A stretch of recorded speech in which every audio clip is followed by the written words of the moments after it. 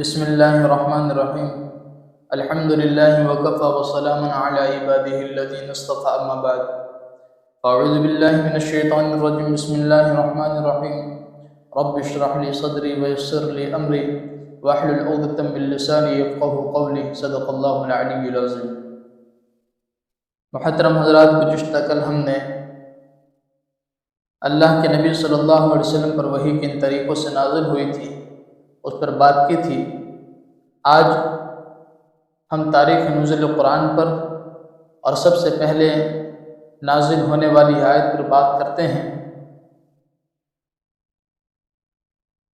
تو آپ کو یہ بات بخوبی معلوم ہوگی کہ ماہ رمضان کی ایک بابرکت رات لیلۃ القدر میں اللہ تبارک و تعالیٰ نے لوح محفوظ سے آسمانی دنیا پر قرآن کریم نازل فرمایا، اور اس کے بعد حسب ضرورت تھوڑا تھوڑا قرآن کریم اللہ کے نبی صلی اللہ علیہ وسلم پر نازل ہوتا رہا، اور تقریباً 23 سال کے عرصے میں قرآن کریم مکمل نازل ہوا۔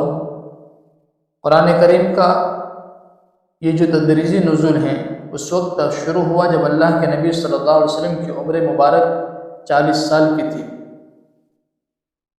اس نزول کی شروعات بھی صحیح قول کے مطابق لیلۃ القدر میں ہوئی ہے، لیکن یہ رات رمضان کی کون سی تاریخ میں تھی اس بارے میں کوئی یقینی بات نہیں کہی جا سکتی۔ بعض روایت سے رمضان کی 70ویں رات، بعض سے 19ویں رات اور بعض سے 27ویں رات معلوم ہوتی ہیں۔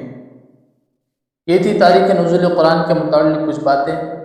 اب اس کے بعد صحیح قول کے مطابق اللہ کے نبی صلی اللہ علیہ وسلم پر قرآن کریم کی جو سب سے پہلی آیت نازل ہوئی وہ سورہ علق کی شروع آیتیں ہیں۔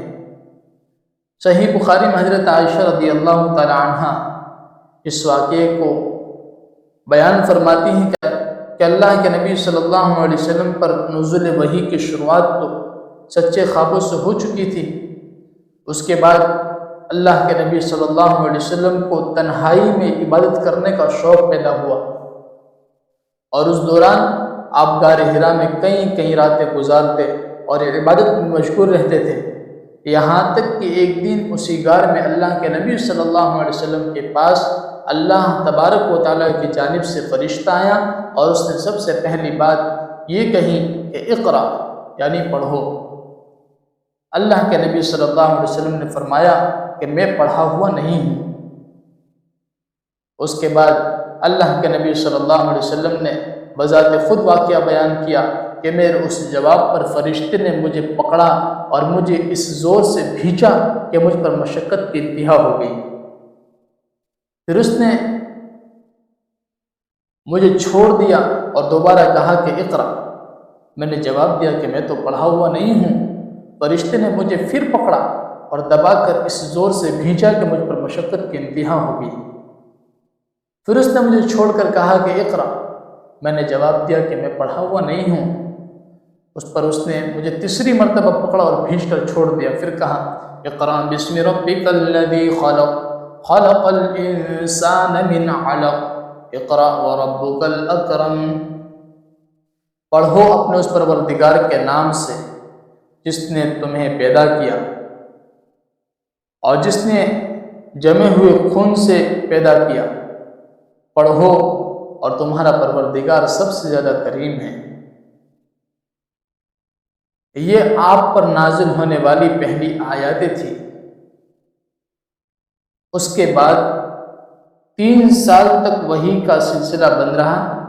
اسی زمانے کو فطرت وحی کا زمانہ کہتے ہیں۔ عامتاً بیانوں میں یہ بات کہی جاتی ہے فطرت وحی کا زمانہ، تو یہی فطرت وحی کا زمانہ ہے۔ پھر 3 سال کے بعد وہی فرشتہ جو غار حرا میں پہلی مرتبہ آیا تھا آپ کو آسمان اور زمین کے درمیان دکھائی دیا، اور اس نے اللہ کے نبی صلی اللہ علیہ وسلم کو دوبارہ آ کر سورہ مدثر کی ابتدائی شروع آیتیں سنائی۔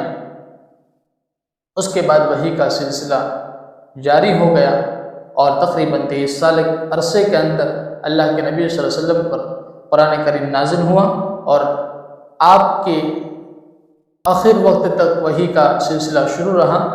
یہ تھی اللہ کے نبی صلی اللہ علیہ وسلم پر پہلے نازل ہونے والی آیت کے متعلق کچھ باتیں۔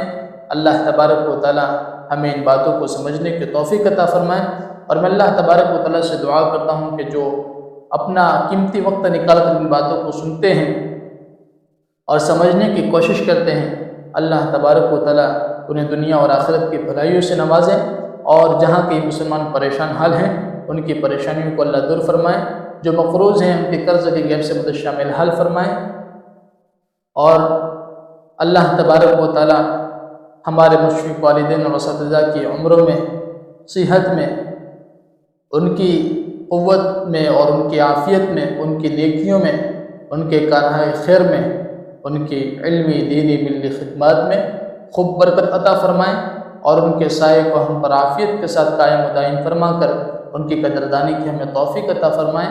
آمین یا رب العالمین، وآخر دعوانا ان الحمد للہ رب العالمین۔